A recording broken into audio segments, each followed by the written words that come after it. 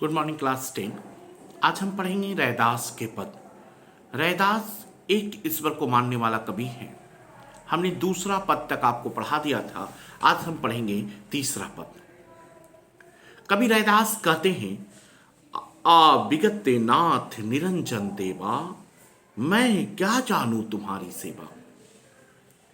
कवि रैदास कह रहे हैं कि आ विगत नाथ निरंजन देवा। आ विगत का मतलब क्या होता है?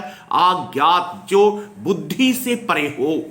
खुदा क्या है? बुद्धि से परे है। खुदा को हम मतलब कि हम दिमाग लगाकर खुदा को समझ नहीं सकते हैं। ईश्वर जो है अज्ञात है, जो बुद्धि से परे है।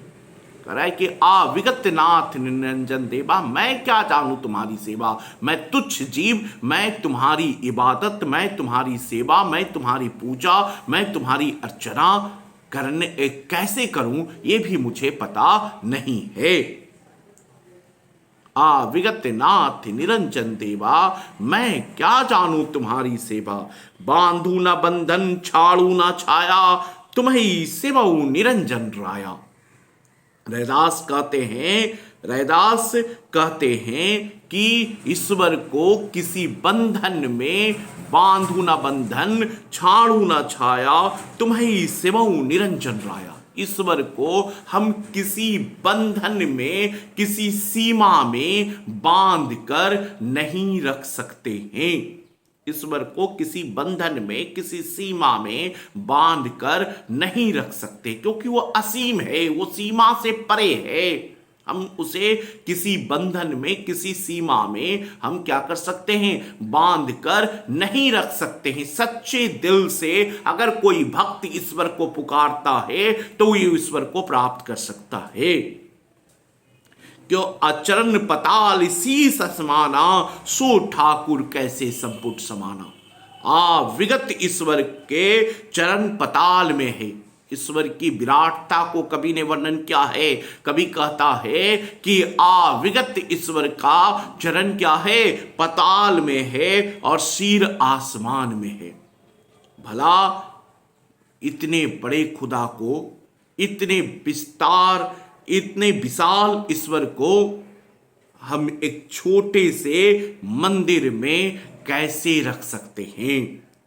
सो ठाकुर कैसे संपटी समाना। जो अविगत ईश्वर का जो चरण है वो पताल में है, सर आसमान में है। इतने विशाल ईश्वर को, इतने विराट ईश्वर को एक छोटे से मंदिर में हम कैसे रख सकते हैं? रैदास क्या कहते हैं? शिव सनादि के अंत ना पाया, खोजत ब्रह्मा जन्म गवाया। कहते हैं कि ईश्वर को शिव और सनक आदि भी, शिव और सनक आदि भी ईश्वर को प्राप्त नहीं कर सके। जिसे खोजते खोजते स्वयं ब्रह्मा भी अपना जन्म क्या कर दिए हैं? गंवा दिए हैं। ये भला मंदिर में हम इतने बड़े खुदा को, इतने बड़े ईश्वर को, जिसको अरे शिव सनक आदि मुनि भी खोजते खोजते अपने जन्म गंवा दिए हैं, उस ईश्वर को इतनी आसानी से तोड़ू न पाती, पूजो न देवा, सहज समाधि करो हरि सेवा।